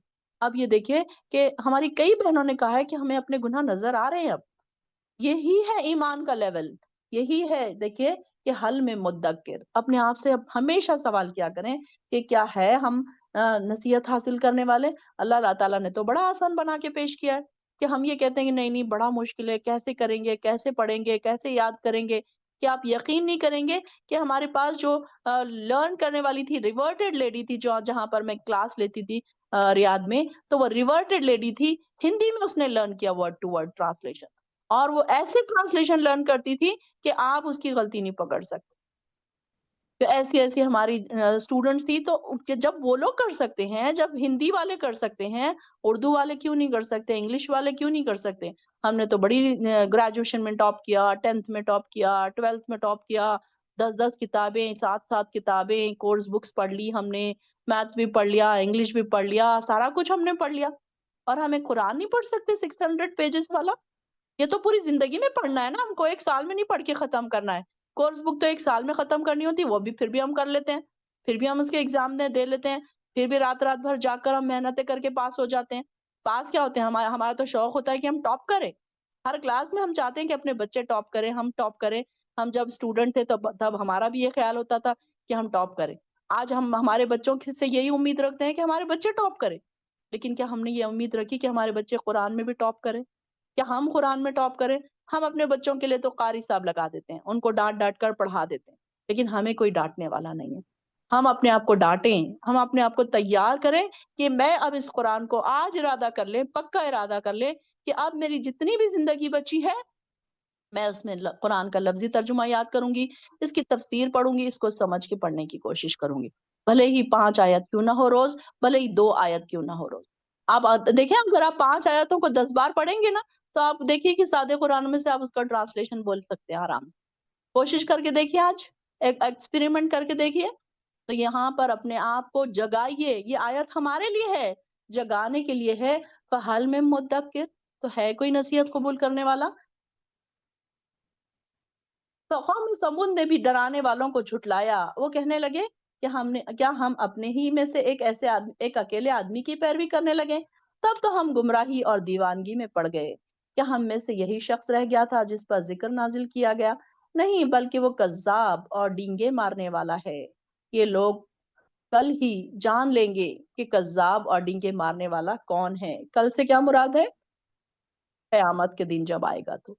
اور اے صالح، ہم اونٹنی کو ان کے لیے آزمائش بنا کر بھیج رہے ہیں، تم صبر کے ساتھ ان کے انجام کا انتظار کرو اور انہیں آگاہ کر دو کہ پانی ان کے اور اونٹنی کے درمیان تقسیم ہوگا، ہر ایک کی اپنی باری پر پانی پیے گا۔ آخر انہوں نے اپنے ایک ساتھی کو پکارا جو اس کے مارنے کے در پہ ہو گیا اور اس کی کونچے کاٹ ڈالی۔ کون سا شخص تھا وہ؟ کیا نام تھا اس کا؟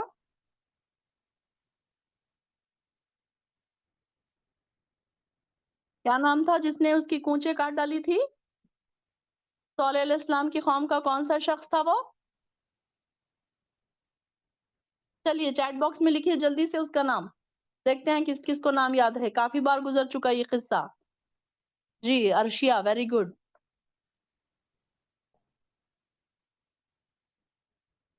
ملیحہ ترنم، ویری گڈ۔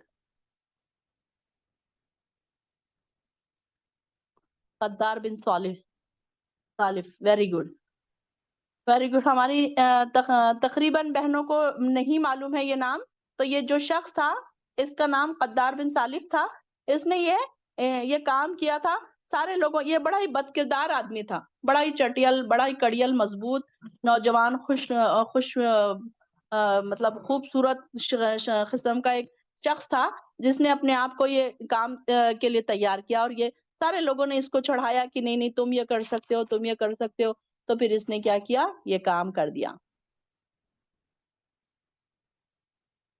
آخر انہوں نے اپنے ایک ساتھی کو پکارا جس نے اس کے مارنے پر درپے ہو گیا اور اس کی کونچیں کاٹ ڈالی۔ پھر دیکھ لو میرا عذاب اور میرا ڈرانا کیسا ہوا۔ ہم نے ان پر ایک ہی گرجدار آواز بھیجی تو وہ یوں ہو گئے جیسے کسی باڑ لگانے والی کی سوکھی اور ٹوٹی ہوئی باڑ۔ ہم نے اس قرآن کو نصیحت حاصل کرنے کے لیے آسان بنا دیا۔ پھر دیکھیے، پھر وہی بات آ گئی کہ لَقَدْ يَسَّرْنَا الْقُرْآنَ حَلْ مِن مُدَّكِّرٍ، کیونکہ بار بار تکرار کے ساتھ کوئی بات آ رہی ہے نا، تو اس کا مطلب یہ ہے کہ اللہ تعالیٰ اس کی اہمیت کو بتانا چاہ رہے ہیں، اس قرآن کی نصیحت کو بتانا چاہ رہے ہیں، اور ہمیں جگایا جا رہا ہے، بار بار یہ بول کر جگایا جا رہا ہے کہ یہ والے سورے میں دیکھیں گے آپ، بار بار یہ آیتیں آ رہی ہیں۔ تو یہاں پر اور اس قرآن کو ہم نے حاصل کرنے کے لیے آسان بنا دیا، پھر کیا ہے کوئی نصیحت قبول کرنے والا؟ قوم لوط نے بھی ڈرانے والوں کو جھٹلایا تو ہم نے ان پر پتھر برسائے، مگر لوط کے گھر والوں نے ہم نے سحری کے وقت ان کو بچا کر نکال دیا۔ یہ ہماری طرف سے احسان تھا اور ہم شکر کرنے والوں کو ایسے ہی جزا دیتے ہیں۔ لوط نے انہیں ہماری گرفت سے یقیناً ڈرایا تھا، مگر وہ اس تنبیہ کو مشکوک سمجھ کر باتیں بناتے رہے اور ان سے ان کے مہمانوں کا مطالبہ کرنے لگے، تو ہم نے ان کی آنکھوں کو بے نور بنا دیا اور کہا اب میرے عذاب اور میری تنبیہ کا مزہ چکھو۔ اور صبح سویرے ہی انہیں ایک نہ ٹلنے والے عذاب نے آ گھیرا۔ ہم نے کہا اب میرے عذاب اور میری تنبیہ کا مزہ چکھو۔ ہم نے اس قرآن کو نصیحت حاصل کرنے کے لیے آسان بنا دیا۔ وَلَقَدْ يَسَّرْنَا الْقُرْآنَ لِلذِّكْرِ فَهَلْ مِن مُدَّكِّرٍ۔ دیکھیے بار بار کہا جا رہا ہے کہ قرآن کو آسان بنا کر اللہ تعالیٰ نے بھیجا ہے ہمارے لیے، تو ہے کوئی نصیحت حاصل کرنے والا؟ بار بار اللہ تعالیٰ پکار رہا ہے اپنے بندوں کو۔ کون سے بندوں کو پکارا جا رہا ہے؟ ایمان والوں کو۔ حل میں مدکر، ہے کوئی نصیحت حاصل کرنے والا؟ آل فرعون کے یہاں بھی ڈرانے والے آئے تھے، انہوں نے ہماری سب نشانیوں کو جھٹلا دیا اور ہم نے انہیں کسی زبردست اور صاحب قدرت کی گرفت کی طرح پکڑ لیا۔ اے اہل مکہ، کیا تمہارے کافر ان لوگوں سے بہتر ہیں؟ کیا تمہارے لیے آسمانی کتابوں میں نجات لکھ دی گئی ہے؟ کیا وہ کہتے ہیں کہ ہم ایک انتقام لینے والی جماعت ہیں؟ ان کی یہ جماعت جلد ہی شکست کھا جائے گی اور پیٹھ دکھا کر بھاگ کھڑے ہوں گے، بلکہ ان سے نمٹنے کا وقت وعدہ تو قیامت ہے، اور قیامت بڑی دہشت ناک ہے اور تلخ تر ہے، اور بلا شبہ مجرم لوگ گمراہی اور دیوانگی میں پڑے ہیں۔ जिस दिन ये दोजख में अपने मुंह के बल घसीटे जाएंगे। अल्लाह अकबर, अल्लाहुम्मा ला तजल्ना। और इनसे कहा जाएगा, अब चखो जहन्नुम की लपेट का मजा। बेशक हमने हर चीज को एक मिकदार से पैदा किया और हमारा हुक्म बस एक ही दफा कहने पर इतनी जल्दी ज़हूर पजीर हो जाता है जैसे आग की झपक। और तुम्हारी जैसी बहुत सी कौमों को हमने हलाक कर दिया। हम हलाक कर चुके हैं, फिर क्या है कोई नसीहत हासिल करने वाला? हल में मुद्दकिर, वलक़द यस्सरनल कुरआना हल में मुद्दकिर। आखिरी में क्या अल्लाह ताला फरमा रहे हैं, वलक़द अहलकना अशियाअकुम फहल मिन मुद्दकिर। क्या हम हर चीज को हलाक कर चुके हैं, फिर है कोई नसीहत मानने वाला? और जो कुछ इन्होंने किया है सब आमाल नामों में दर्ज है और हर छोटी और बड़ी लिखी हुई बात मौजूद है। बेशक परहेजगार लोग बागों में होंगे, नहरों में होंगे और कादर मुतलक बादशाह के पास इज्जत के मुकाम में होंगे। मैं सोच रही थी कि आज सूरह रहमान शुरू हो जाएगा, लेकिन टाइम इतना हो गया ये सूरों में ही। इंशाल्लाह कल सूरह रहमान हम पढ़ेंगे। वाखिरुद्दावाना अल्हम्दुलिल्लाहि रब्बिल आलमीन। अल्लाह ताला हमें नसीहत हासिल करने वालों में शामिल कर ले।